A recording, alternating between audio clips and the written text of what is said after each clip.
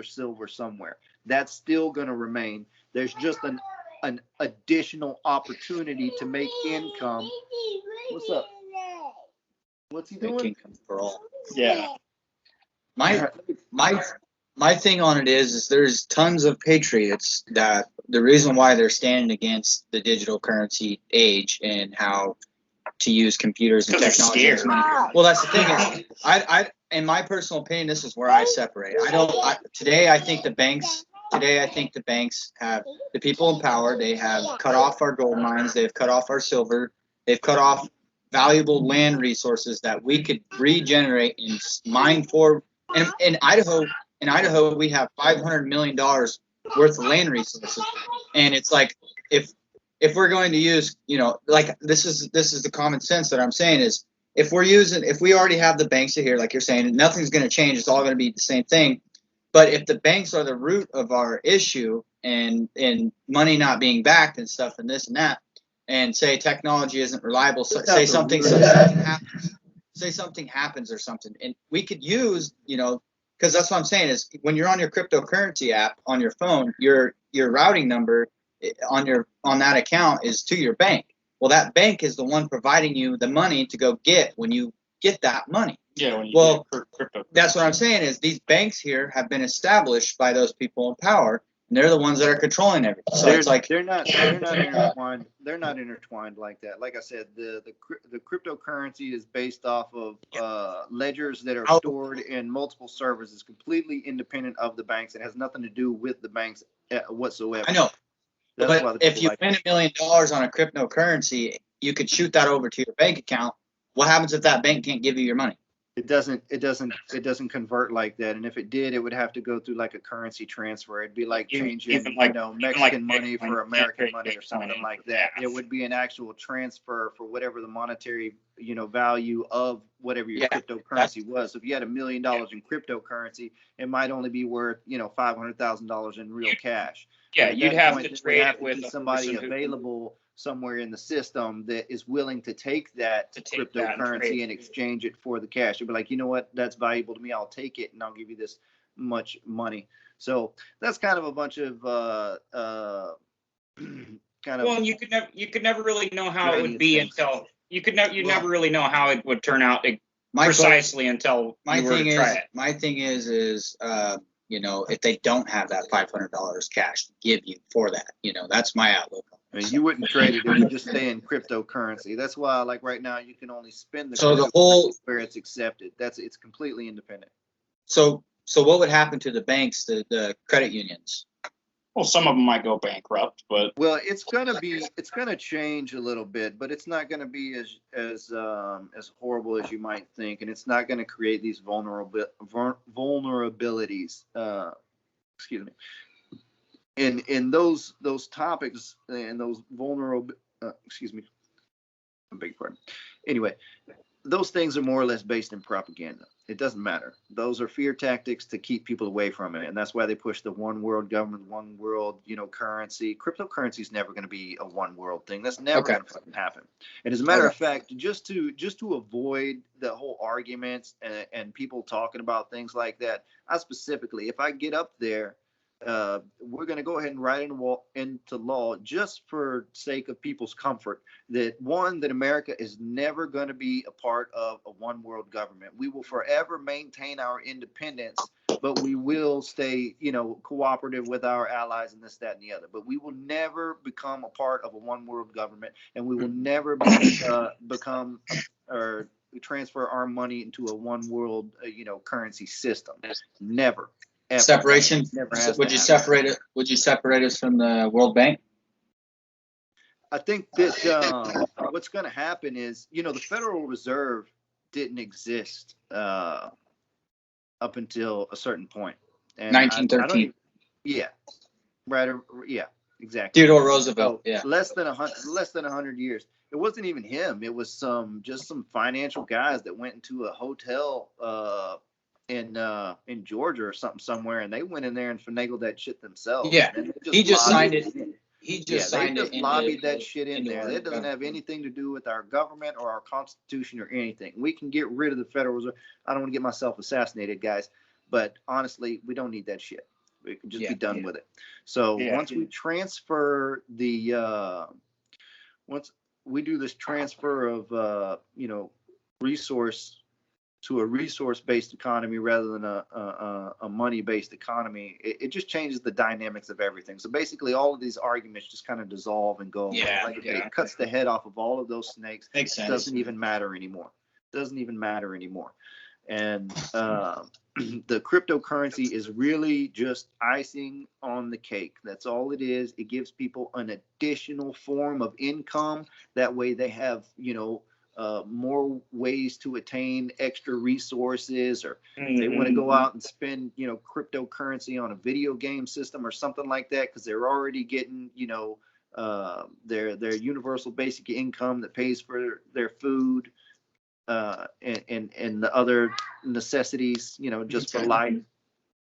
So it's just a bonus on the whole thing, and it doesn't take over the system. It's just an added bonus. That's all it is. One of the things I've been thinking about heavily lately is the fact that America right now is, and it has been for a long time, is the number one military superpower. We have the strongest military, and we dump. Not anymore. Not anymore at the moment.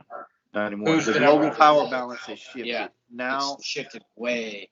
Well, you could debate that it's a combination of China and Russia, or maybe even the UN. Russia, Pakistan, Iran, and they're screaming death to America now. Afghanistan now.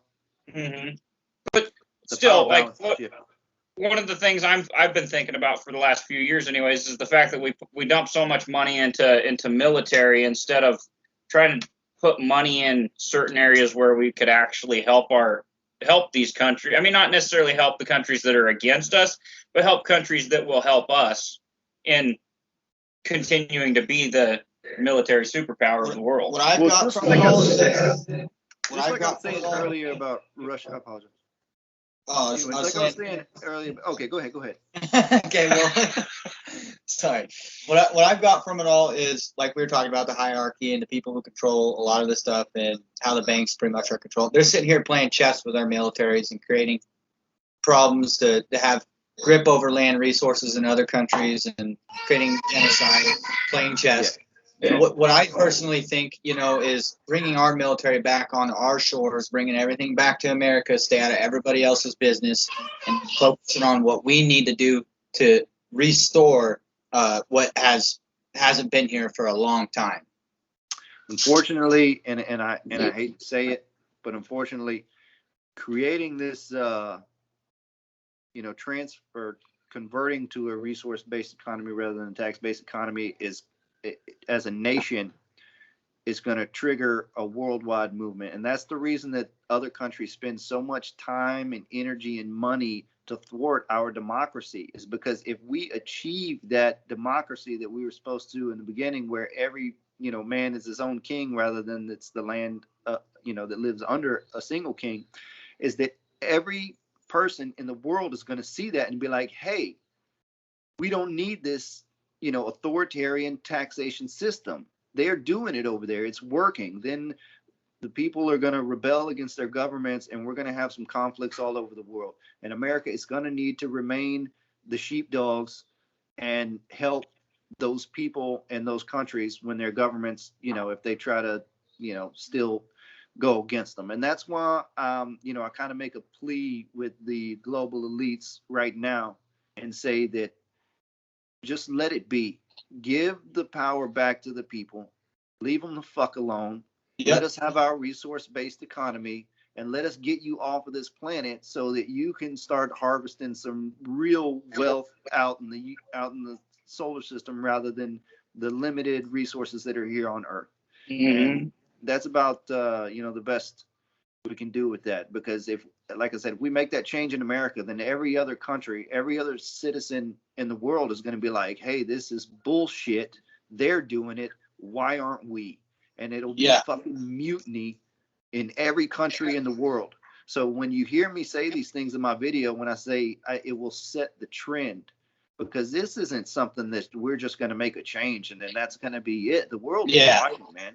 the world is watching. The world's going to be like, hey, they have that and we can do that too. So why aren't we doing that? And then they're just going to want to fucking cut their leaders' heads off if they don't do it. and I mean, that's an absolute truth. So I say, hey, I'm on there with you, man. Where we just kill each other and we assassinate each other and all this dumb shit. Let's just squash it. But I like at the same time, we're not going to push any one world government or anything like that. I absolutely hope that everybody maintains their individual, their individual sovereignties and their cultures and everything else, because that's what really makes Earth, what it is all the different cultures and things. We want to maintain that. We don't want to just make the Earth,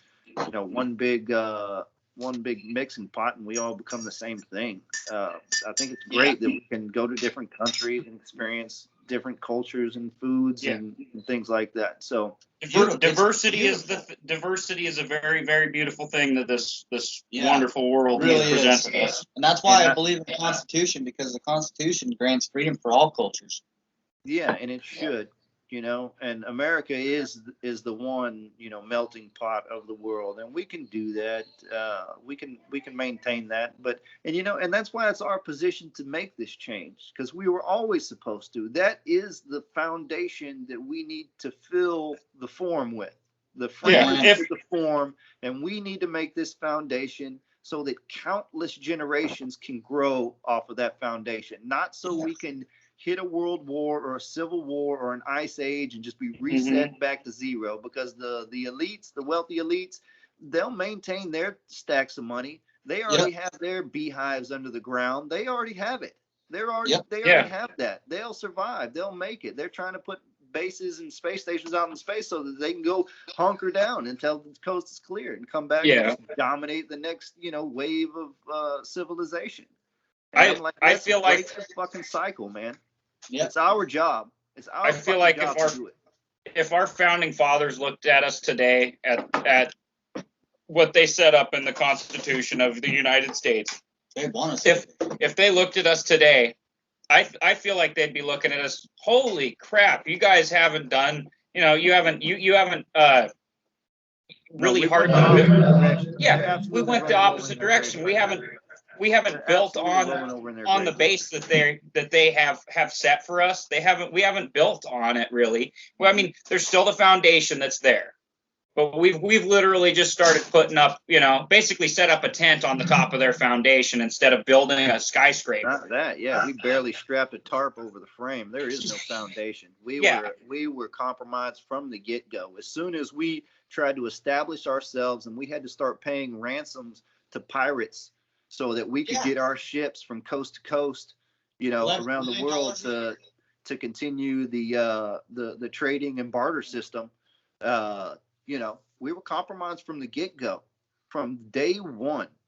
That's why we are in a cold revolution, whether anybody wants to, admit it or come to terms with it or not. This is what's happening. Yeah, they can believe it or not, but that's what's happening. This is exactly what's happening. And that's why we have to make this move. This isn't. This is like destiny, man. This is what's supposed to happen. We need to change this, and we need to give the power back to the people. And then, like I said, the global elites can take the back burner for a little while until we get off the planet. And then there's more resources out there than they could ever smother themselves in, and they can go drown in that shit if they want to. We don't give a fuck. Yeah, we just want to live in peace and have our few chips and eat our meals and raise our families and be happy. That's all we want. Amen. Yeah. That's all anybody wants. Yeah. Yeah, that's the main thing that's a man way to do it. When the first thing that I wanted as a once I became what I would consider a man is I don't want material items. I mean, I like material items. They're freaking cool. And technological advancements are really cool. But you know what? All I care about is someday having a wife and someday having a kid and someday, continuing to enjoy my, the things that I enjoy. And that's the thing, like, I like about how you're coming about it, because it's a satisfaction for not only the people, but it's a satisfaction for the people who want to control the people. It could come out for everyone. When I say that this plan is to the benefit of all people. I fucking literally mean that. It is for the benefit of every person, even the assholes that have had their thumbs on our head the whole time. Yeah. It's for the benefit of the entire world, for every person. And, you know, I like my gadgets too. I like to go pick out some shit and buy something. And that's why I say, you know, you got your universal basic income. You got the ability to make, you know, more money off of that. And that's just a base thing. We're still going to need workers. There's still going to be people who want more money to do other things. Yeah. And But you find a better paying job. So let's talk about that for a minute. It's going to kind of shift gears. That's fine. So we know we're moving into automation, and it's going to be pretty much inescapable. So, you know, either people are going to find a way to sustain beyond that, or, you know, we're going to kill each other. The global elites are just going to have drones serving them instead of, you know, a bunch of people. But here's the catch. It's like this. Everybody wants to be the Mandalorian, but nobody knows how to repair the ship. Yep. Get that? Everybody wants to be the Mandalorian, but nobody wants to repair the ship. So a part of the Blue Cross movement, once we get up there, I'm going to start pushing more of these technical institutes and things like that, and the robotics institutes, and these more advanced machinery and basically robotics. So basically, we're not going to have people that are farming or doing anything like that. All that shit's going to be automated, but we're still going to need people to fix the machines. And that's how we, you know, that's how you get, you know, the Han Solo type, where it's somebody that just knows how to, you know, fix all these different mechanics and things like that. Yeah. So basically, instead of people going into all these different fields, like even the medical field is going to become automated. They already have robots.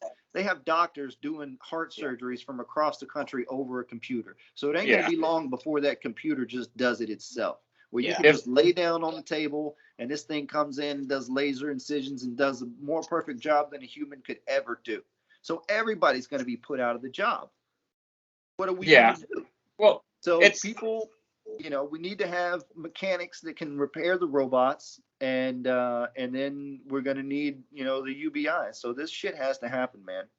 And if we don't do it, then the system is going to break, because the way the system is designed right now, it won't sustain through that. No, I think people need to look at life a little bit more like samurais did back in the day, because samurais, you know, you wanted to learn both the arts of war and the arts of your own creativity, whether it was drawing, singing, painting, music, you know, whatever it was. They were both a master of war and a master of this. You know, would you rather be a gardener who has to go to war, or a warrior who enjoys gardening?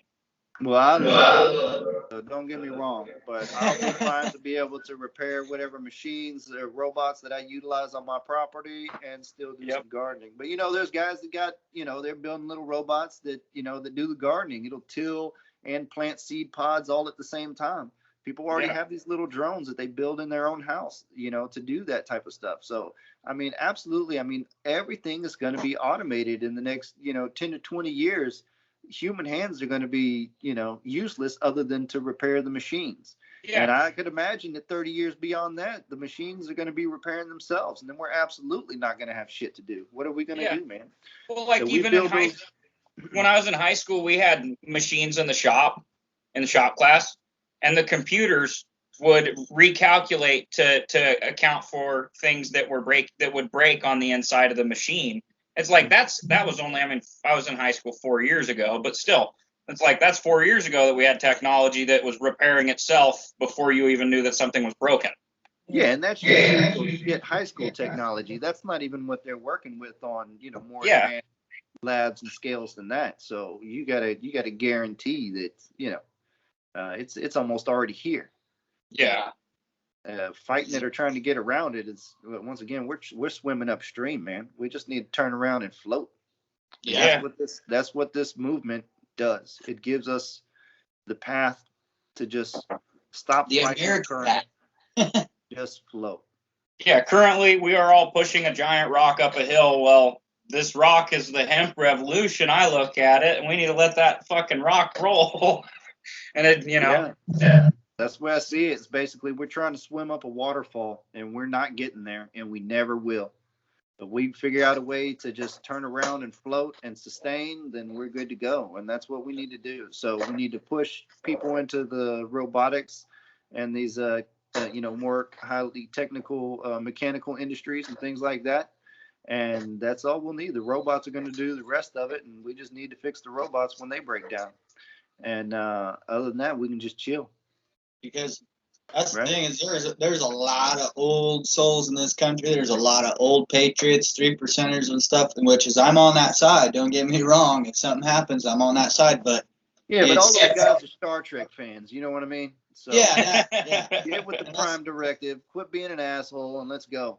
Yeah, and that's the thing is these people that have hoarded this money for so long, they've been working on this stuff behind the scenes. So like you said, if the hard reset, we all kill each other, then they're just going to roll out their robots and take care of it, They're not going to rebuild society like this. They're just going to build robots to do the shit, And right now, it's to think ahead and try to fit in with the future and try to sustain, like you were saying, humanity into the future. And I'm 100% with you on that.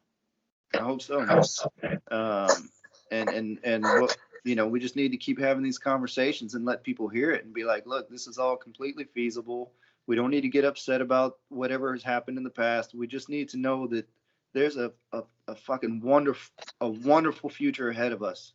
We just go do that instead of just keep bickering and arguing and instead of fighting, instead of arguing with each other, go out there circle of bipartisan bullshit. It never matters, and that's why when I get on Twitter or whatever, and people are talking about voters' rights and this, that, and I was like, I get it, and voters' rights are important, but if there's voters' so rights are important behind the scenes, if voters' rights are important, then they should be arguing more about getting rid of the Electoral College. And that's another thing that's a part of this movement. And not only is it getting rid of the Electoral College and it puts the complete vote into the hands of the people. Also, I want to put in there that at any point in time that, Congress or Senate or our government in any fashion delays or stalls or shuts down, and they can't come to a unanimous decision to continue our progress, then the vote automatically goes to the people. And guess how many times the government is going to shut down after that law is in place? Fucking never. Never. They will never do another government shutdown after we say, hey, if you ever shut down, the vote goes directly to the people and the people make the decision. Yeah. Because they won't want to lose their job. So they will make sure that they never do that again.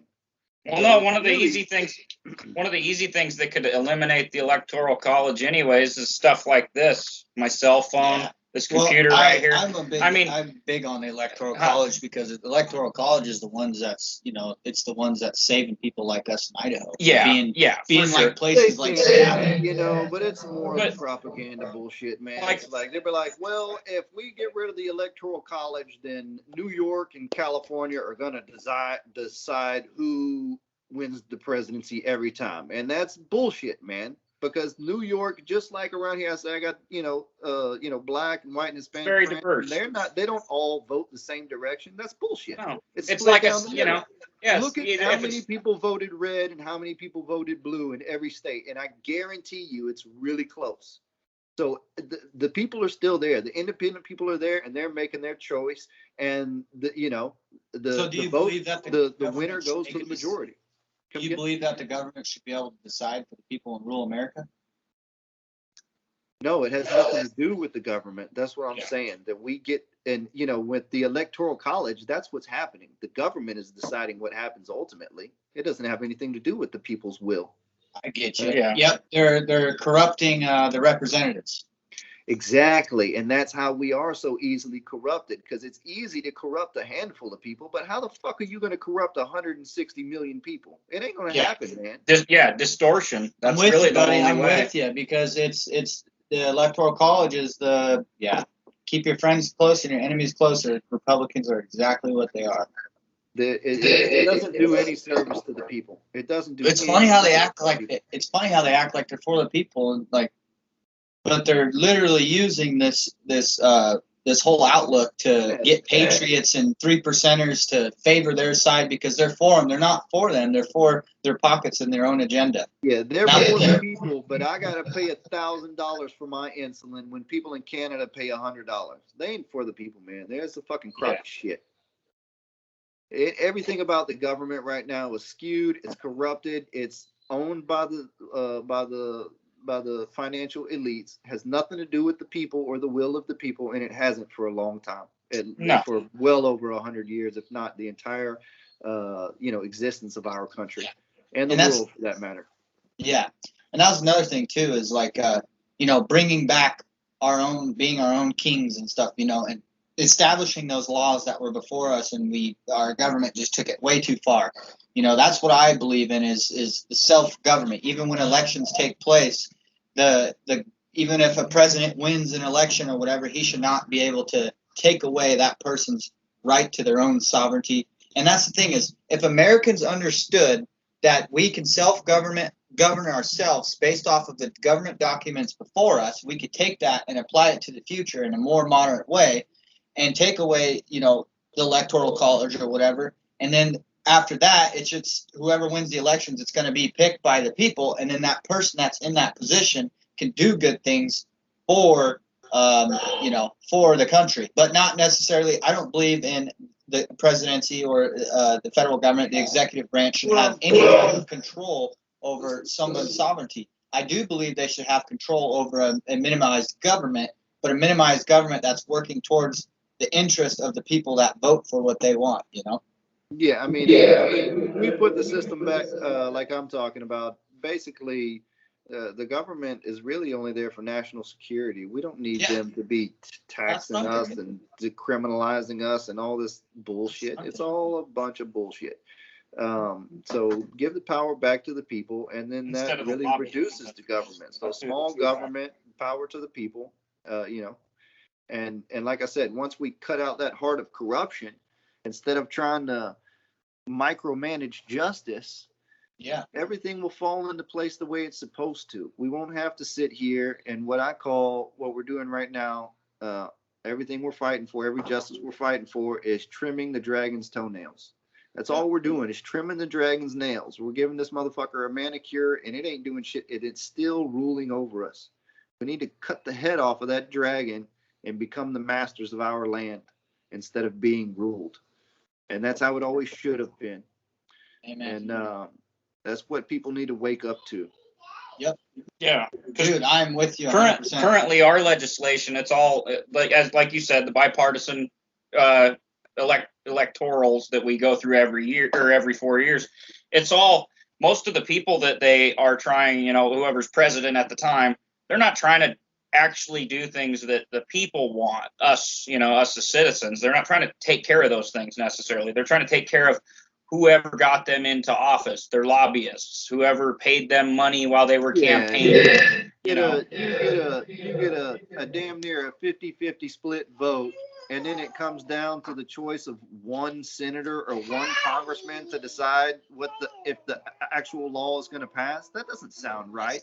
If it's something that was significant and pertinent and and true to the morals of our country, the vote should be like 75-25, not this 50-50 bullshit. That's just a horse and pony show as far as I'm concerned. Yeah. And that's why I'm not concerned with voters' rights or anything like that, because I'm not looking to get one side of the vote. I'm looking to get every vote from every American.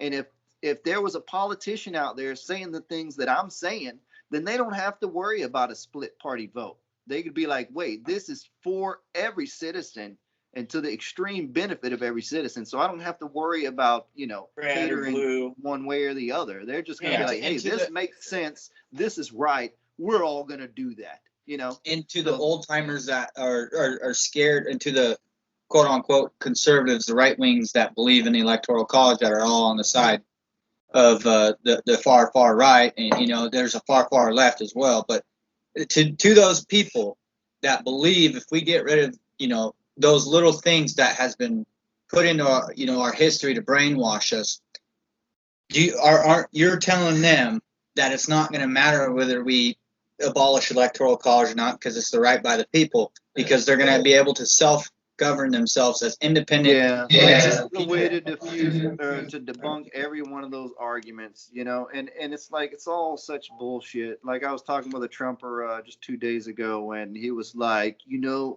I would much rather have our army fight under Trump than under Biden, because under Biden they're just gonna lose, they're just gonna die. Under Trump they would just dominate.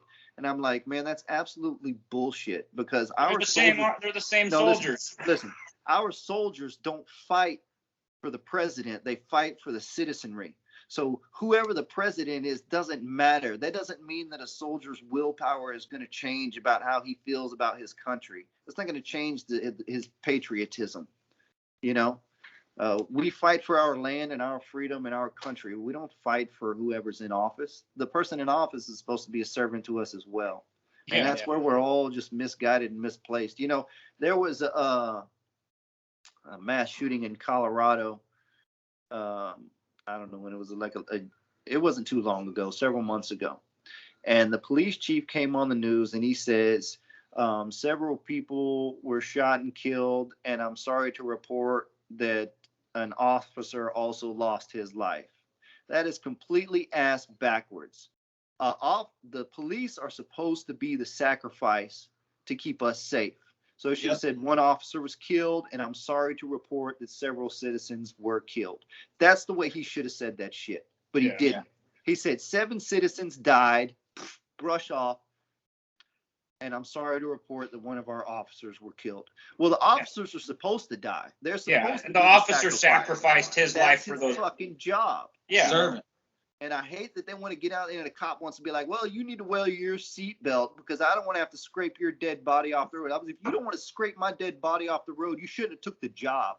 A nurse doesn't get mad because she has to draw somebody's blood, listen to the stories from the nurses. They'll be like, we have to deal with combative patients all the time. Yeah. They hit them, they punch them, they get their asses kicked sometimes, and they have to restrain these people. And that's another thing we have backwards too. The cop wants to kill the person.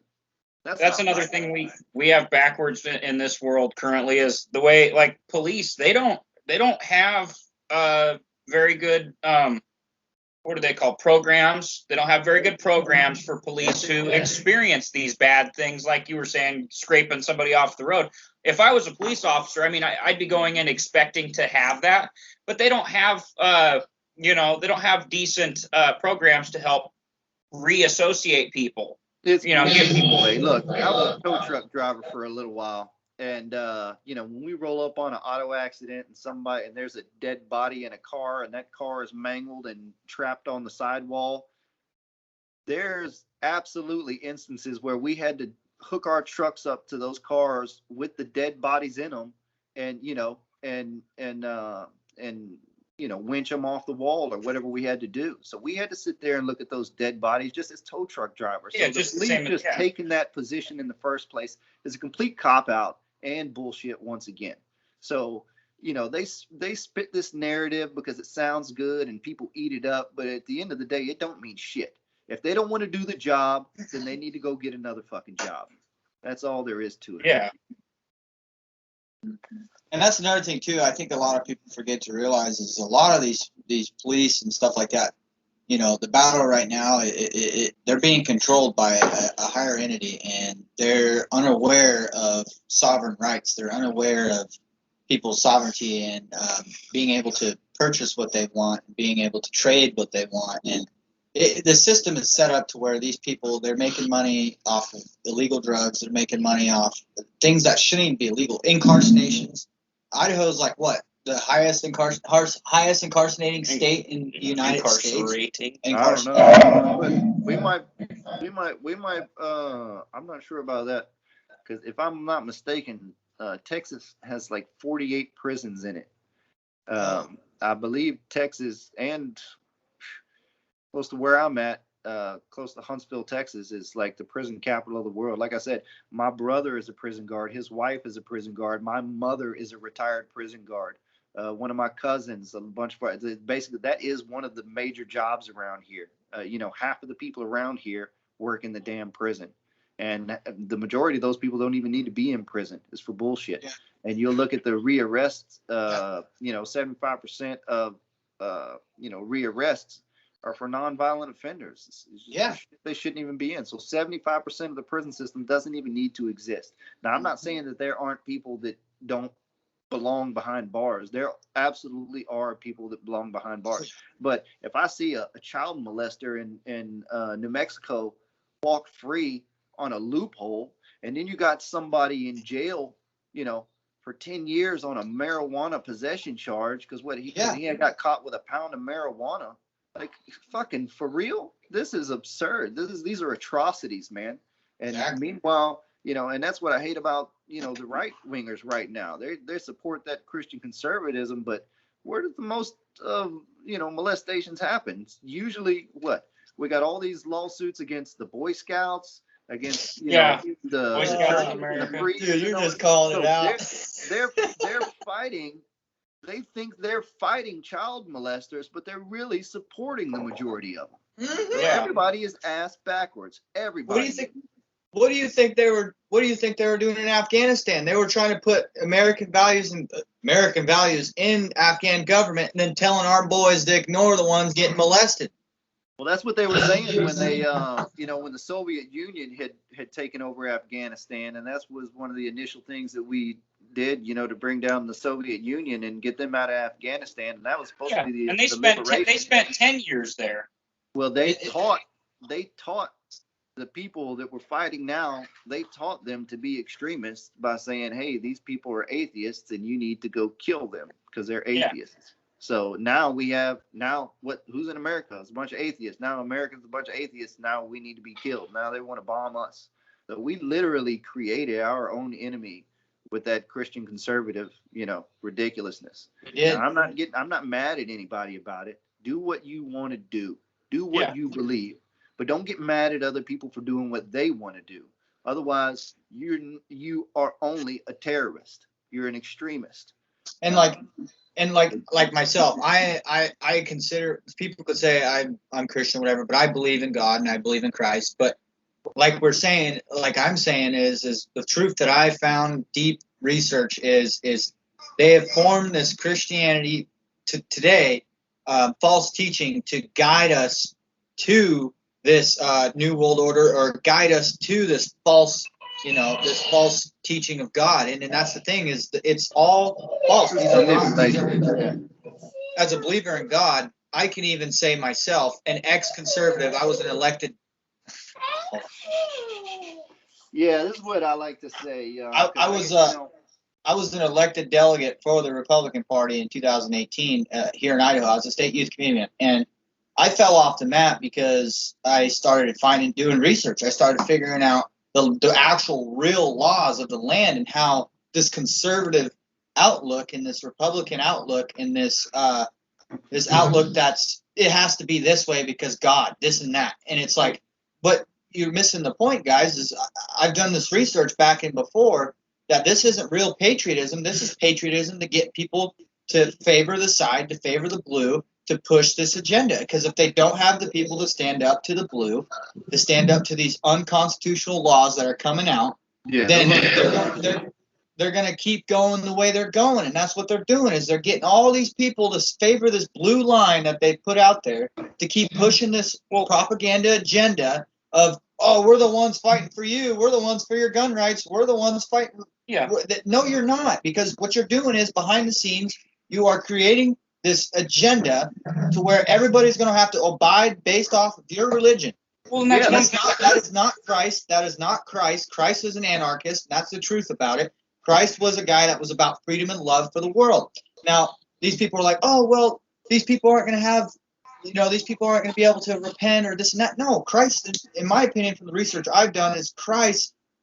If we want to teach the word of God, if these people are really concerned about teaching the word of God, then we give these people agency. We give these people who are gay agency. We give these people who think they're a girl or a boy or whatever. You have to give them the freedom to think what they want. And then as true Christians, we should be, true God-fearing Americans, We should be able to approach them and show them our teachings and show them the 10 Commandments based off of what we know. Yeah. If that's instead of forcing it down their throat, Yeah, which is going to cause division, we have to loosen everything up, and we have to approach it at a common sense measure. Because in my opinion, because there's patriots out there that don't want to hear this type of talk, and there's patriots out there that don't want to hear, oh, well, that's just that. I'm like, no, they've taken that mindset of intolerance and extremism, and if you're not being taught, Jesus married a prostitute. He didn't cut her head off. Listen to this.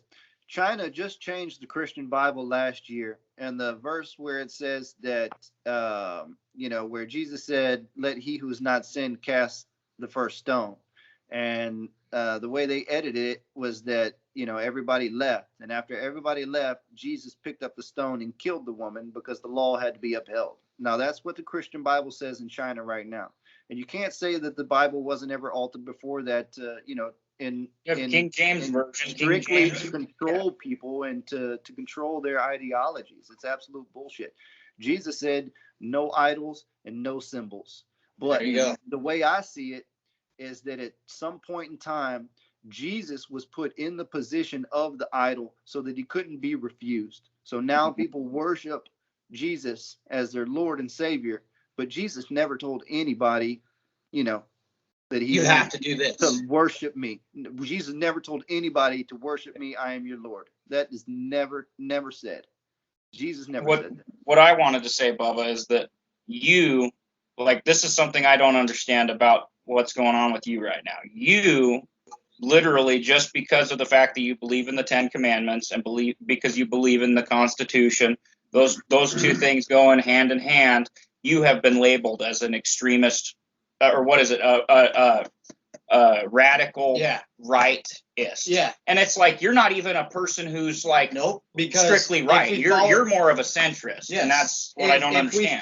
If we follow those teachings, it would keep everybody in their own boundaries. Right now, these people who act like they're Republicans and conservatives, they're not following the teaching of Christ. The teaching of Christ is liberty. The teaching of Christ. Those are the guys that are getting prosecuted for, being with underage girls and all this, that, and the other, They're not. That brings me to one point. Somebody said something about, they were like, listen, nobody's going to vote for you because, they don't know you. And I'll be like, I'll tell you what. Do you know how many times, any of these politicians went to Jeffrey Epstein's island? And they'd be like, no, I don't know how many times they might have went. I was like, do you know how many times I went to Jeffrey Epstein's island? Fucking zero. Exactly.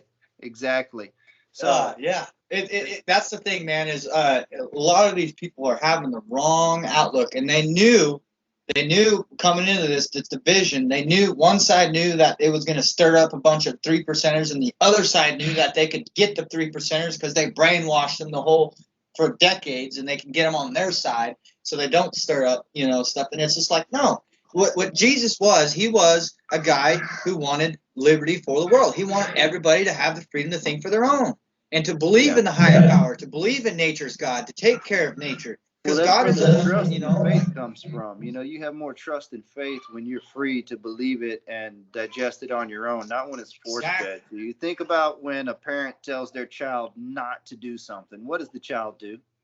Goes and does it. They go do it. Exactly. Don't push the red button. So just like, if the Christian conservatives, if they want to be mad at, at gay people or the LGBTQ community, but they want to fight them against it and be like, no.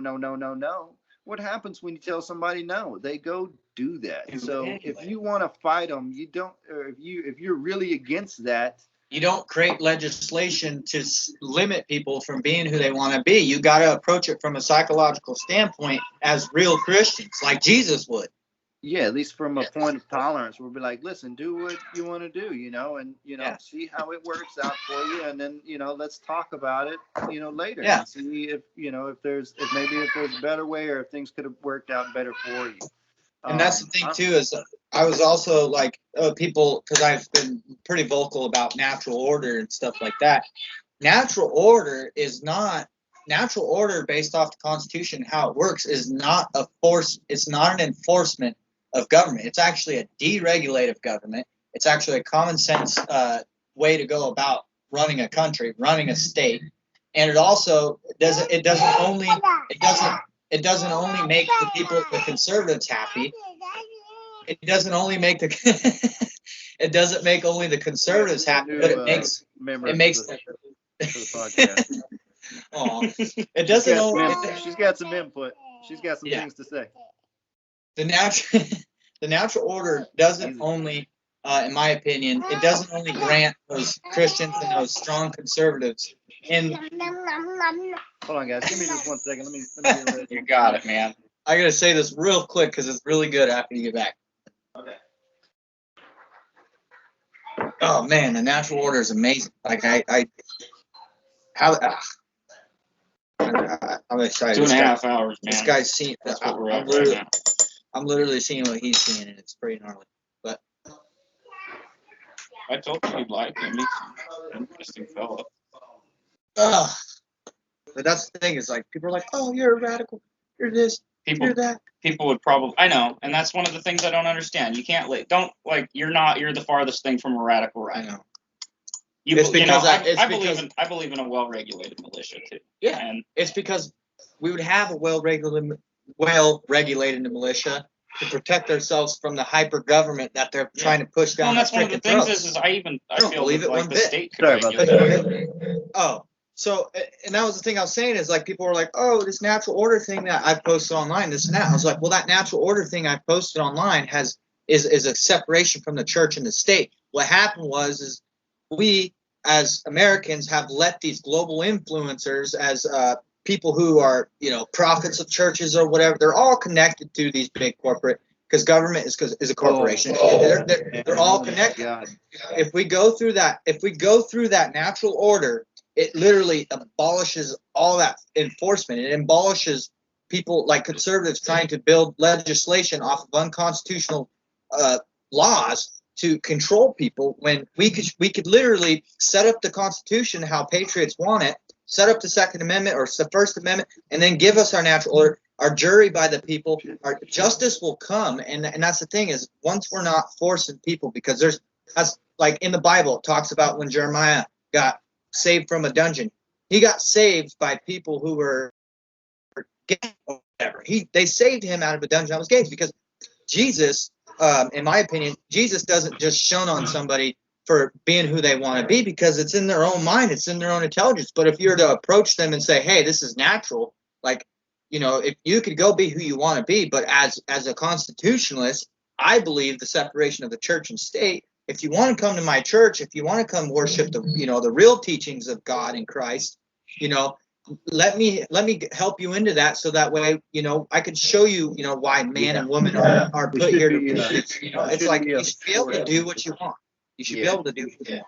You should it should be a thing of tolerance and acceptance, not a forced thing. It shouldn't be a crusade, just like I don't agree with anything that means forced compliance. I mean, the marriage laws, they've got free, government, right? they've got Civil government, liberty. they've got government involved with people being married. Yeah, I don't think that the government needs to be involved in any of that. And polygamy or whatever, if a man and 6 women, or six men and 6 women, what does that do to me? It doesn't change anything in my life or anything else. It doesn't matter at all. Let people do or be how they want to be. All of those laws are based off of, those religious things that were supposed to be separated from our country in the first place. So we shouldn't even worry about that. It shouldn't be, it should be a non-issue. And like you said, bring the power back to the people to be our own self-ownership. Yes, everybody should control our own. They should be and the only thing decisions. And the only thing that's going to bring that back is, like we're talking about, the Constitution, flat out. Because we have abandoned these conservatives, these hyper-conservatives, whatever. Even Democrats, there's some extreme far-right Democrats or far-left Democrats that are trying to, push a nasty, nasty agenda. But that's the thing, is if we didn't have government schools, we wouldn't have to worry about, they're trying to push this weird white rage, ideology in the schools. Well, guess what? If we go back to our Constitution, There isn't going to be a government school that has Common Core. They're not going to be able to control what they believe. They absolutely upheld it the way it was written initially, absolutely. And so the way they finagled it. Like I said, they didn't even add the "In God We Trust" to the Pledge of Allegiance until like 130 or 40 years ago. So that really isn't even supposed to be in there either. It's supposed to be one nation, indivisible, with liberty and justice for all. It's not supposed to say under God. It's supposed to say one nation, indivisible, with liberty and justice for all. That was the pledge. And they're mocking God, in my opinion. They're mocking God by this, because I believe in God. I think that's the blasphemy right there. Why bring God? They're using God and Jesus as a manipulation tool rather than allowing it to be a part of civil liberties. But I'll tell you guys, I'm not completely uncomfortable with the subject, but I don't want us to all get our heads cut off, so we should probably move on to something else. That's fine. Because that's about where we're at right now. Just so you know, none of us are anti-God. Yeah, we're not I'm not. No, I definitely believe. I believe in God. I believe like in Christ. But I'll hold myself to the teachings of Christ as best I can. I don't consider myself a Christian because I consider Christians to be like the Jedi of morality, like Mother Teresa, and I don't call myself a Christian because I don't think that I meet that standard. You hear me? I curse like a sailor. I have my flaws. And I do my best, to do everything I can for people. If I have it to give, and they need it more than I do, I'm giving it away. They like me. I'm not a Christian, but I have Christian values. See, that's the thing is, I believe in Christianity, but I think the Christianity today we have seen has been taken way too far, and the government's hopped right on board with it to push their agenda, and they've got the wrong idea. Christianity is freedom. You see those memes that have a bunch of right wingers in a truck, with a picture of some Taliban in a truck, and they're like, "What's the difference?" And I'm like, man. The only difference is the ones in the top picture haven't started, cutting people's heads off, but they talk about it a lot. They sure do talk about it a lot. And I tell you, I hear it right out of their mouths. When I hear them talking about the only way to fix our country is going to be a cleansing in blood, that's scary talk, man. But they're fighting for the fact is that these conservatives and this far right movement has gained the power of the 3%ers, and they've gained that support so that way, and they don't even realize that they're the enemy. They don't realize that these are the ones that are taking your liberty. These are not the ones that are trying to give you liberty. And when you say, "Oh, I'm going to freaking spill blood over these guys, this and that," well, guess what? They're laughing because you're fighting for the wrong reason. You're not fighting for liberty. You're fighting for more government. Putin is laughing his damn shoes off, I know. Putin said he's going to the American rebels. I was watching a video of one of them, a leader of one of these militia groups, and he was taking a ride to a Black Lives Matter protest, and he was like, "These people are terrorists," and this, that, and the other is what he was saying about the people at the Black Lives Matter protest. And I tell you what, I haven't heard or seen any report of a Black Lives Matter person showing up somewhere with a bomb. It's always these right-wing extremist guys. They're the ones showing up with the bombs. Yeah, most of going in, shooting up malls and things like that. Yeah, hasn't been a single black mass shooter that I've that's seen. Another thing is the government that's above us. It's not just right wing. It's the government behind the scenes coordinating people to do these things, to paint these people back. And that's the thing is, agent provocateurs. These 3%ers, these militia groups. I'm a militia guy. I am a 3%er, but I am a different breed of 3%er. I'm the guy I'm not the guy that's gonna. I'll stand by the blue only because if it protects my little city from being, thrashed up and everything. But I'm not going to stand by the blue. I'm not going to stand by the blue when it comes down to pushing unconstitutional laws. That's exactly what they're trying to do. They're trying to use the blue to push unconstitutional laws and to protect their empires. And so when somebody starts up, just like they use religion. Yep. And when somebody starts up something to push back on what they're trying to push, because we understand, they're like, "Oh, you're far right extremist, this and that." It's like, yeah, I might be far right in your textbook, but I'm for liberty, man. I'm for deregulated government. I'm for what you guys are doing is you've won the majority of far right extremist guys with their freaking jacked up AR-15 and stuff. You won them on your side, and now you're using them to protect your establishment, which is your establishment was built on an empire of fraud. These laws are positive laws.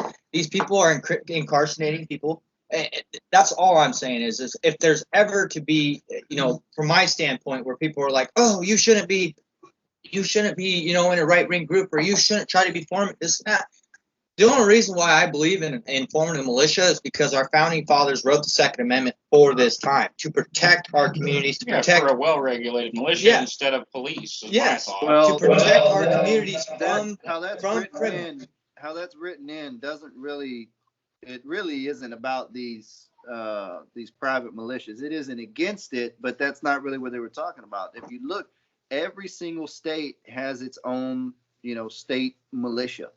Yeah. Every single one of them, and that's what it's about. Is to have that extra security force. It's not about this. It's not about any ethnic cleansing. It's not about a cleansing in blood. It's not about everybody has to be this one way or we should kill them. Those are extremist views. Those are terrorist ideals. That has nothing to do with America or civil liberties. Mm-hmm. And the only reason why I believe in the militia strongly is because we don't need cops pushing these laws. We need militias protecting our rights, protecting our communities. We need militias being regulated and protecting our sovereignty in our states, our rights, like you're saying, self-government. And that's the people they're like, oh, you're forming militias to fight cops and you're right-wing this and that. It's like, no, I would form a militia.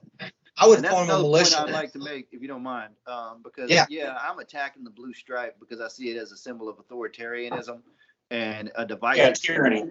It's a divisive symbol that separates police from the citizenry. So I don't want people to think that I'm against cops or that I want to defund cops in any fashion. It has nothing to do with it's not their fault. So the Blue Cross movement does call for Blue Cross peace officers. That was the first part.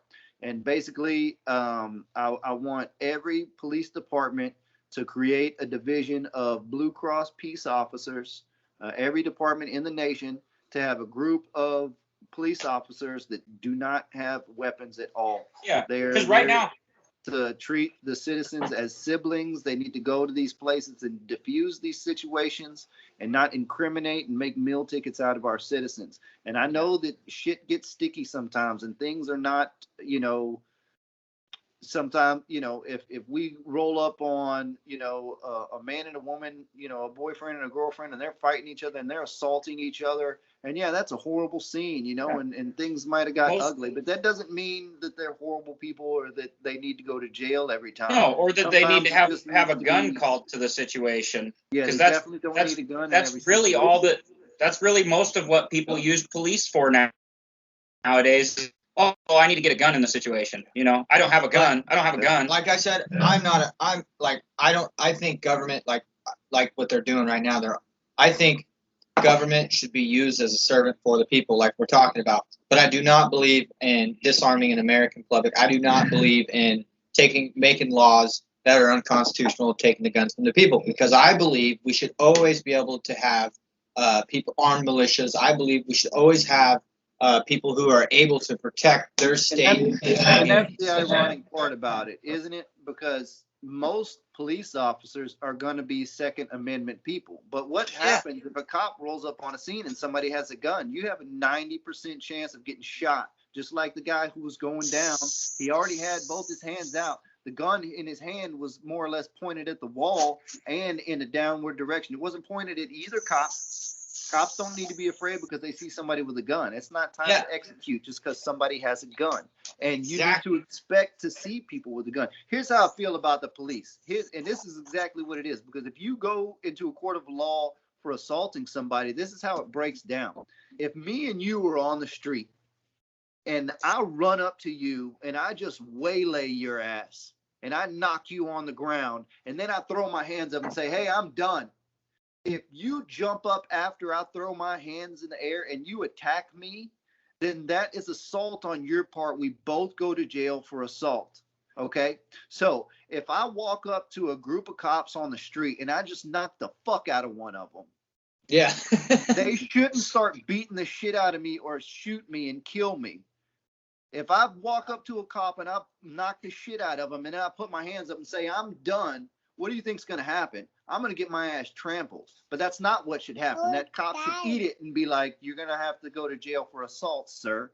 You know, now we're going to have to handcuff you. If I fight them at that point, if I resist them, then they should, you know, maybe restrain me, put me in cuffs and take me to jail. That doesn't mean I should get the shit beat out of me. I shouldn't show up in jail with whelps all over me because I got my ass kicked. That's not a police. Those are fucking tyrants. And that's exactly how it should be. So I should be able to walk up to a cop and knock the shit out of him and then put my hands up and say, hey, I'm done. And that would be the end of it. I'll go to jail and I'll be prosecuted for assault. But the cop doesn't have the right to start, you know, assaulting me just because they're a cop. So the cops should be held to the same standard that we are. Just like I said, if I walked up and I punched you and put my hands up and then you start assaulting me, it's then my you go to decision jail whether for or assault. not to retaliate. So if a cop starts assaulting somebody after they were assaulted or whatever, then they should be prosecuted for assault. There shouldn't be that, whatever that damn law is, I don't really care because it shouldn't exist. There shouldn't be any exemptions for police just because you have a badge. It doesn't make you above the law. But that's who they are right now. They're above the law. Their brotherhood is above the law. They're above us. Well, yeah, that's because our laws aren't backed by morals. Only if our laws aren't a moral compass. Only There's if nothing. Only if the Patriots understood, man. Only if they understood, like we understand. Because I've been kind of nervous about coming out about this stuff. Because what you're saying, I've already, I've thought about Everybody it. has. They just don't talk about it. Even amongst their friends, they don't want to. It's that peer pressure thing. Even the guys who were in it, and that's what I'm saying. So the Blue Cross. The Blue Cross peace officers, there's already good cops out there that they don't want to be in that fucking system. And if they speak out against the bad cops, they get fired. They lose their goddamn job. So they're trapped there. So the Blue Cross offers those cops a way out. And they'll be like, you know what? I want to go out and do my service today, but I don't need the weapons. I'm just going to go do my job. And the fact give an ice cream cone to a kid or something on the side of the road. The fact that they are the way that they are is what puts them in the position, to be retaliated against. So if the people knew that the police, were out there treating the public as siblings and not as, combatants and meal tickets, then they're not going to have to worry about that kind of retaliation. Now, I'll tell you what, it's not going to change overnight. We're going to start the Blue Cross peace officers and the hatred from the atrocities that have occurred isn't going to go away overnight. A bunch of them are still going to get their asses kicked. It's going to happen. But we're going to have to eat that for a little while until the people realize that, hey, you know what? It's not like it used to be. This isn't the Wild West anymore. These guys aren't out here trying to make a meal ticket. They're actually trying to help us. And and things will change. But there will be a transition period. They have to change.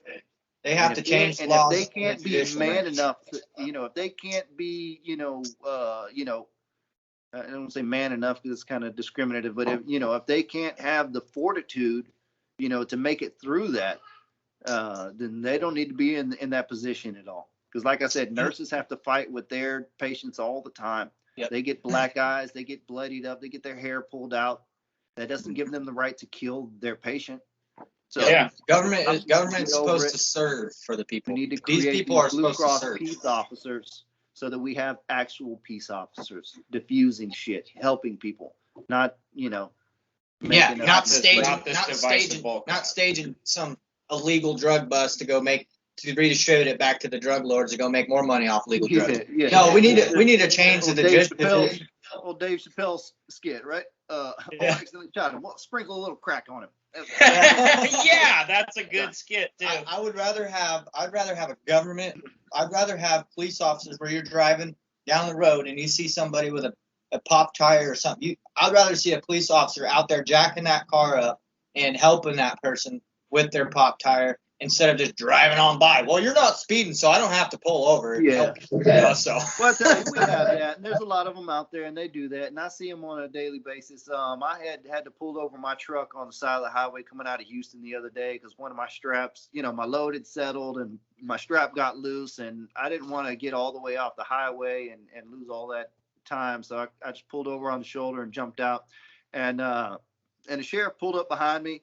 And when he did, and I was just like, shit. And I'm looking at him like I'm going to have to go through the numbers with this guy because I wanted to tighten my strap. And he just kind of put his hand out the window and was like, go ahead. And I was like, all right, cool. He's just giving me a time. He's just blocking me, has his lights on so, people will move over. And, and he gave me that courtesy. And then I tightened my strap and I got back in my truck and went on my way. And that's how it should be. But there was a better point there. Shit, I lost it. And I was also going to say, like I believe in peace officers and everything, but we don't need foreign peace officers. We don't need the UN here because that's what's going to stir.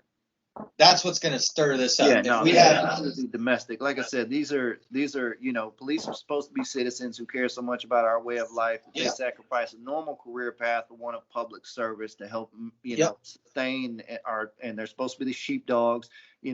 Keeping kind of equalizing the landscape so that big powerful people, big strong guys aren't bullying people that are smaller than them. That aren't keeping the weak guys from getting their lunch money taken, but that doesn't mean that they have to, beat the shit out of anybody or take anybody to jail. We can just diffuse and keep the peace. And that's the thing too, is like we're talking about peace officers and stuff and police and, not being able to carry a gun. But, I believe that, they should be able to, if they're going to serve for a proper government, a constitutional government, if they're going to have police officers, like they need to first abolish city police and they need to upgrade they need to reestablish in their county government through the sheriff's office, the Constitution, and they can upgrade their deputies. And the deputies that should be able to carry guns are the deputies who are guarding the courts. The deputies who are guarding the courts that are around the courts should be able to carry guns. But the ones that are on patrol, the ones that are out there, they don't need them. They don't need them. All those guys, they don't need guns. As a matter of fact, and you're exactly right. And at this point in time, we have so many different like SWAT units and this, that, and the other. Fucking normal police don't even need weapons. You know what I mean? Know. They don't nobody's looking to shoot anybody. If they're out serving the public as siblings like they should be, then they don't need weapons at all. They don't even need a baton. You know what I mean? Like I said, if the guy gets crazy, maybe he's off his hinges. Maybe he's off his right. Maybe he's just really pissed off, and the cop shows up and he attacks the cop. Like I had one night. It was in the middle of the night, and I was working a graveyard shift, and I was coming home. I was heading home for my lunch break, so I was moving kind of fast, and I came around this turn. And these other guys who lived in the same neighborhood, and they were, some known hoodlums in the area, and they didn't like me because, I'm more of a sheepdog type of guy. So, I would, protect people from them in the day to day. So I came around this turn and I was moving kind of fast, and I didn't see them because they were, what was the term? Shit, I forget. Anyway, they were driving with their headlights off, so I didn't really see them coming. And I came around the turn a little wide. And I ended up clipping their rear end. And so we stopped. And when I get out of my truck and it's just me, and they get out of the car, and it was 3 or 4 of them. And there was the one of them, he was one of the more aggressive ones. He just runs up and just decks me right in the face. So I just, and I just ate it. I just boom. And I'm like, whoa. I'm like, hey, hold up, guys. I'm like, hold up a second. Now they saw me eat that punch, and I seen the look in their face that I ate that shit and didn't really blink about it. So I think they kind of second thought at that point, but that's how the cops should be. Even if they do get punched, they should still be like, hey, hold on now. Is this really the route we want to take? They should still be, peacekeepers. Now I was keeping the peace because I knew that if that situation went all the way, to the side, that those 4 guys were going to kick my ass. And I didn't want that to happen. And I'll be honest. The situation.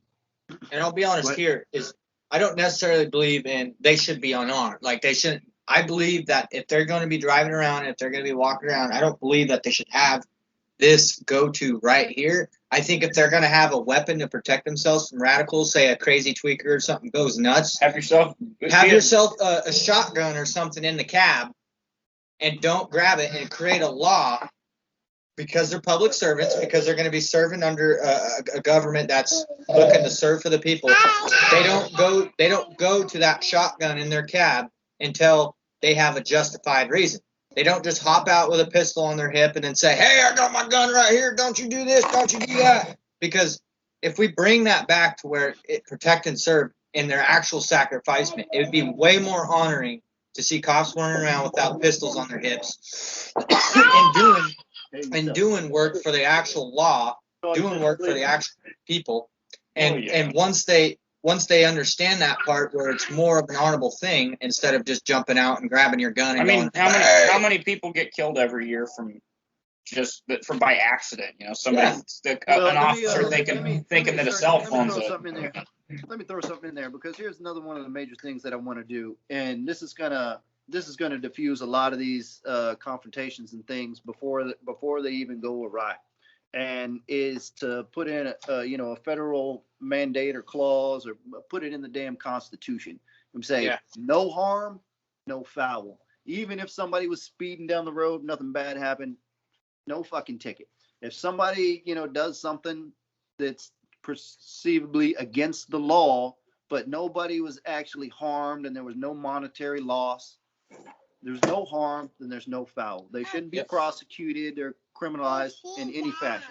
So and maintain that. If I went out and I did something, if I ran a stop sign, but we didn't have an accident or whatever, there's no harm, there's no foul, I don't need to be ticketed or anything like that. Now, they want to be like, only when they foul, it's going to go crazy. Well, if somebody runs through the stop sign and they have an accident, then they're going to be prosecuted, still to the full extent of the law. But if there was no harm, then there should be no foul. And that needs to be in the damn law. And once we have things like that in place, once again, when the shit is in favor of the citizens aren't going to be acting so wild, because the majority of the time that a cop gets attacked or gets shot is because the person is like, hey, if they catch me and I have this gun in my car or something like that, they're going to take me to jail. And I just don't want to fucking go to jail. So fuck this. We're going to have it out. So if the people aren't so afraid that their lives are going to be, destroyed over some bullshit, then we're not going to have all these confrontations. Exactly. Like I said before, once we cut the heart of the corruption out, we're not going to have to micromanage justice. Things are just going to fall into place with natural attrition. Things are just going to go better. There's 100+ million gun owners in America, and not a single one of them is rioting and trying to shoot at cops. So there's no need for this propaganda, this fear mongering of the blue line. They're literally like, they've got themselves. Get it back from her, dum dum. It's not a sword.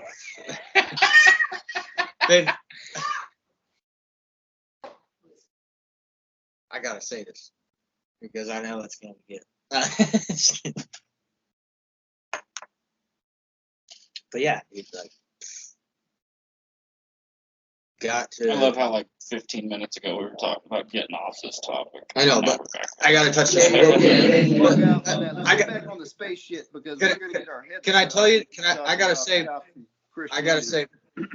one thing, because people who are gonna watch this, people who are gonna watch you, are going to think that you're going to want to disarm Second Amendment. You're going to want to do this and that. No, I clearly said that I'm trying to diffuse the attack on gun rights, because I absolutely am a Second Amendment person. Exactly. I have my firearms. I don't want to get rid of those. Yeah. And I tell you what, the people that are out there thinking that they're fighting for Second Amendment rights are the ones that are fucking it up the most. The people who pulled this shit on the Capitol riot, those guys. Well, you would think that would be construed as a felony or something, but they're just getting misdemeanor crimes. I would assume that they would have all got felony charges and lost their rights. It was coordinated by one of the things that was coordinated. There was police letting those people. The FBI just came out with a report saying it was But what I was saying was that, like, we're talking defusing it and stuff, bringing it, because everything you're saying is constitutional. Everything you're talking about defusing the police, defusing that arm for the establishment, defusing that arm for the establishment to push unconstitutional. It's the way things should have been to begin with. And a Yeah, lot I'm of not these doing cops, anything off the you Yeah. know, that's And a lot extreme. of- I'm really just talking Yeah. about the way things should have been to Yeah. begin with. and that's the thing is a lot of these cops, they have this territory, this blue line like we're talking about. They're like, oh, we're not going to give this up, this and that, but they're forgetting who they're serving for. They forget what they're supposed to be doing. Yeah, they So, forget what their responsibility Once we, is. Yeah, What- they once- want us to once have they Second understand Amendment, but nobody's they out can't to get roll them. up on the scene that somebody has a gun without shooting them. That doesn't make any goddamn sense. Yeah. You know, Once they, if once you they want people to understand, have guns, then they should be able to have a gun without you being afraid of them. yeah, and that's exactly what it is. Once they understand that nobody's out to get a blue line. They're only going to be out to get a blue line when you've created yourself a big deep hole of this blue line. Like we're the ones that are going to enforce you. We're going to the ones that, of course, people are going to be mad at you. Of course, people are going to want to stir up stuff. But what's the difference when they see cops showing up to their house? And after their mom and dad just got in a big fight, and the dad hit the wife or something, and the wife hit the dad or whatever, and he just shows up and he walks up the porch and he's just like a nice dude, super cool, divine police or whatever. It's going to change the outlook on cops. It's going to change the outlook on Change their the They're not dynamic. going to have to and worry. That's what we They're have not gonna to have do. This has to be, fundamental changes, and when we do that, it changes the dynamics to where all these atrocities and things don't occur. So that's really what we're aiming for, is the mental health and the aspects of it. Here, have Andrew help you, please go. Dude. And that's what's most important. And I know people, like Sandy Hook and these people, these mothers, these angry mothers from these school shootings that are mad, that are, absolutely, determined to instill gun laws and things like that. And I'm like, listen, we can melt every gun in the world tomorrow. But if we keep demonizing each other and treating each other like shit, it's only a matter of time before some kid drives his mom's SUV through a school. And then what are we going to do? Yeah, outlaw, SUVs, Yeah. We can't think that taking the weapon away is going to change the mentality. We have to address these mental health issues for what they are. And we need to leave the civil liberties alone, because it's not going to change anything. And to be perfectly honest with you, there are already people out there 3D printing guns. In 2013, I think Vice did an episode where there was a kid in Afghanistan who would go to these military equipment graveyards and scrap material, and he went into a cave, and in 8 hours time he pounded out an AK-47 replica and then went outside and test fired the thing for the Vice News correspondents. So and listen, I'm in Texas. Half of these guys are machinists. They have machine shops on their properties. Yeah. If you think that they can't start making their own weapons and firearms on their own, it doesn't have a goddamn thing to do with the law. These people are still going to be making guns. You can't stop that. It's like a projectile weapon is an innovation of mankind. It's like the will. You're not going to stop that. You need to address the mental health issues for what they are. Otherwise, once again, you're just swimming upstream. You're fighting a losing battle. It's not going to happen. I believe firmly, if we're sending billions of dollars to a foreign country, why aren't we putting security guards in our schools? Yeah, something better than what we have. Something better. You could go through with. It's Joe a mental Biden's health thing. It's gun-free the zone anti-bullying laws. thing. We need to concentrate on mental health and the anti-bullying. We don't need to attack gun rights. Now, I'm not saying that we don't need to have reasonable gun laws, of course, but we already have those. They just need to be upheld the way they should. And once again, I think we need to be. I think if we're going to have government schools like we do today, I think government needs to put people in there protecting their kids, protecting these education. Yeah. And I think, second of all, they need to flip the agenda that they have in the education system, the progressive agenda. The only argument I have, they need to start teaching civics. They need to start doing the right thing and actually focused on protecting those kids, because these school shootings happen because they're being staged. It's all for an agenda. It's all for. And it could be a schizophrenic doing it. They had that one shooting in Florida. And that's when they had all those kids come out and they started being like public speakers or whatever, these kids. And I don't know, some people said that they were crisis actors or whatever like that. And it doesn't even really matter. All those kids that wanted to demonize that school shooter, because they all said that he was bullied. They said that he was an outcast. They said that they all, that he was picked on all the time.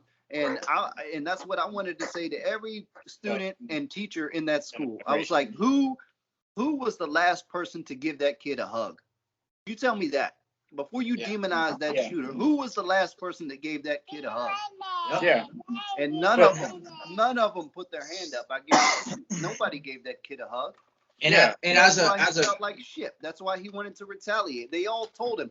They called him the shooter. That was his nickname. So they had already demonized him. And it's like before he'd even done it. It's like when a guy accuses his girlfriend of cheating on him all the time. Then what does she do? She goes and she says, like, well, if you accuse me of it all the time, shit, I might as well go do it. Now you sit there and call a kid a school shooter and tell him he's fucked up in the head. And then he comes to school and shoots everybody up. Well, what the hell did you expect? Yep. If you can't treat that guy like a human being and give him the common human decency that you give to everybody else, what do you expect to happen? Yeah. We're supposed to love each other. We need to approach these matters, from a psychological standpoint. It has to be a feasible approach, or like I said, it's only going to be a matter of time before the weapon of choice changes. And then even if it doesn't, then what's going to happen? Even if he can't go kill everybody, what's he going to do? He's going to kill himself. Is that okay with you? Is it okay if he commits suicide and not kills everybody else? Yep. It's a mental health crisis. It's not a gun crisis. And that's the thing is, like, as a as a Christ loving, God fearing American, as myself, my own belief in the true teachings and stuff is every person that's being bullied in these schools, every autistic person that's came up with these issues and stuff that are being pushed out from the rest of the crowd, it's our duty, it's our test to bring them in and love them for who they are, because that is part of the test here on earth. And my belief to the Christians that are listening, it is to bring this in and to love these people regardless of who they are. To the kids that are in these schools that are picking on people because they're different than them, because their minds work different than them, and they're not straight A students, and they're not the elite kids in the class. We need to establish in these schools proper procedures that's going to help these people who are casted out, because right now they've got this whole antagonizing thing going on. And I've seen it when I was in school. I've seen kids that were eating lunch by themselves. And it's funny because the people who know me that would watch this, they know exactly what I did. I would go sit by them and I would go talk to them and pick their brain, because I didn't care, because I wanted to know what they were feeling. I wanted to know what was going on, because that's the whole thing. Is that's how you prevent a school shooting. It's not by putting everybody in a cage until we're safe. It's by making sure that we're spreading the love and not the hate. Yep. We're not going to win through forceful control. And that's where that whole communism argument comes from. That's where we get these radical people that are, that want to be like, look, we're going to have to do the Civil War so we can maintain our rights. Yeah. Where all that hate breeds more hate. Just like we talked about last time, right, Sam? We're not gonna create love through hate. It has to stop. Yeah, you can't. Hatred is a negative tool, and we're not going to fix anything by control and the hatred. Hatred is a closed-minded. It's a closed-minded way of thinking. If you I don't know how to really hate anything. I can't be mad at something. I couldn't stand it when I was in school. I felt like I felt like watching kids like that being bullied and stuff, it just ticked me off. Like some people that when I went to school with, I watched them just pick on people because what they were wearing, and it was just like it's not as bad. Bullying is not as bad. You want to look out for the weak, and if the weak is the one that might be the one who retaliates against the others, I guarantee that kid didn't go. He went in there trying to shoot the head cheerleader, or the jocks on the football team, because they're the popular guys. They're going to be the targets. And then those are the ones that the people are going to care the most about, because that's what they care about is football. Most popular person. That shit doesn't matter. It doesn't matter about Kobe dying in the helicopter crash. The world or the country was in down. The bench warmer is just as important as the lead quarterback. You know what I mean? And it also comes down to parents too, man. And this is what I was going to tell you is when, just think of it this way, is when we do this, say we decriminalize drugs and stuff and all these things take place, parents are going to be more concerned, these people, these conservatives and stuff, they're going to be more concerned when this stuff is being rolled out, and they're going to want to actually raise their kids better than what they're focused on today. And it's crazy to say, but, and I'm not sexist or anything, but when women entered into the workforce with men and stuff, it split the wages. So now to make a household work, you got to have a dad and a mom working. So they don't have as much time with their kids. And not only that, they're being sent off to a government school. Well, yeah, well, that's the AI and the automation, all this stuff. We're gonna fix all that because these people are gonna get the time with the kids, and the kids are gonna get the time with their parents, and we're gonna have more healthy-minded people. It's not gonna be all this, nobody. My own parents don't even love me bullshit. Just like me with my grandparents. I don't have grandparents. They're all dead now, and I never even knew them. But why? Because they didn't approve of my parents' marriage? That's fucking ridiculous, man. Yeah. And they could have taught me and my siblings things. Hey, yourself, why don't you go play with your sister? We're talking your brother. Anyway, it's getting a little late, and I gotta feed these kids. That's all right. We're 3 hours and 15 minutes in. Damn, we did the do, didn't we? Well, it's going to take a week and a half for you to upload at that point, huh? Pretty much. Leonardo, you got to get the Starlink, brother. Yeah. But yeah, I think it was a good talk, man. I think we covered a lot of important issues, but we did I think a lot of good talking. Getting that mental health crisis thing, and that's exactly, what this aims to do is just diffuse all that and bring down all those depression and suicide rates and bring the love back and bring us. It's a unity movement, man. It's about unity. It's about diffusing the bullshit and bringing us back together. And then once we do that, it's the forging of a nation. You understand? It's not just uniting the people. It's orienting everybody in the same direction. It's just like forging steel, when you dumping all these different pieces of metal. And you put it and you dunk it in the water, all those molecules align in the same direction, and it creates that strong steel. And that's what we need to do with our nation. We need to unite everybody, with common interests, that we're all oriented in the same direction, and we're forged, as a nation. Hey guys, 2 more minutes, please. You don't mind? So anyway, all right. Look, we can't deny the demands of a 1-year-old. So bow out and go and move back into my mode of service. But anyway, man, it's been a really good talk, guys. I really enjoyed it. I think we covered a lot of good stuff here, and I hope that a lot of people are able to hear this message, and I hope they don't get too mad about the Christianity parts. But hey, we're not atheists. We believe in it. We're with it. We just think that they need to bring that extremist stuff down. They need to get back to the principles, the teachings of Jesus, and not the intolerance and the more, terroristic parts of it. Don't turn it into a crusade. Jesus never would have went on a crusade. So let's not cut anybody's heads off. Please don't cut our heads off. Please don't cut our heads off. Once again, Michael, I'm going to put your YouTube page in the description. I'm going to put Bubba's YouTube page in the description. Yeah, man. Do it all up. And I'm happy to share it all and everything. And still, I'll look forward to the next time, hopefully. Look forward to many more open conversations. I'm down. Yeah, absolutely, man. Well, once again, guys, it's been a pleasure. And y'all rock out. Enjoy the rest of your evening. Oh, yeah. You too, brother.